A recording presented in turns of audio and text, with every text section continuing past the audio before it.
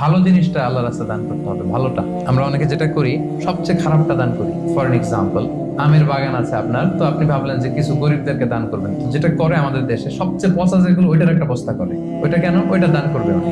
এরপর ধরেন এই রিক্সা থেকে নামছেন, হঠাৎ একজন ভিক্ষুক ফরিয়া দিয়ে এসে হাত পাতল। তো এখন আপনি ভালো মানুষ, আপনি দান করেন, দিতে চাচ্ছেন, তো পকেট থেকে টাকা বের করে খুঁজতেছে যে সবচেয়ে পুরাতন নোট কোনটা। তারপরে দেখবেন যে 5 টাকার স্কচ টেপ দিয়ে লাগানো থাকে না ছেঁড়া নোটগুলো, ওইটা খুঁজে যে ওইটা দিব। তো এইটা যদি করেন, এটা আপনি ভুল করছেন, কারণ এই দানটা বেসিক্যালি আপনি আল্লাহ তাআলাকেই করছেন।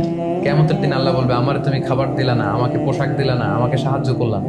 বনি আদম বলবে, আল্লাহ বলেন কি? আপনি খাবার চাইলে তো সারা দুনিয়ার সব দামি দামি খাবারের বস্তা আপনার কাছে এনে দিতাম, আপনি পোশাক চাইলে তো আমারটাই খুলে দিতাম।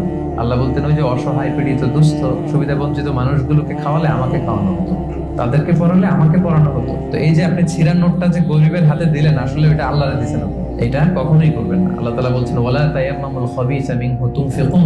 খারাপটা আল্লাহরে দিও না, আল্লাহর রাস্তায় ভালোটা দিবেন। সবচেয়ে ভালোটা যদি আপনি আল্লাহর রাস্তায় দিতে না পারেন, তাহলে আপনি ইমানদারি হতে পারবেন। তাই আমরা ভালোটা দিব খুশি করি।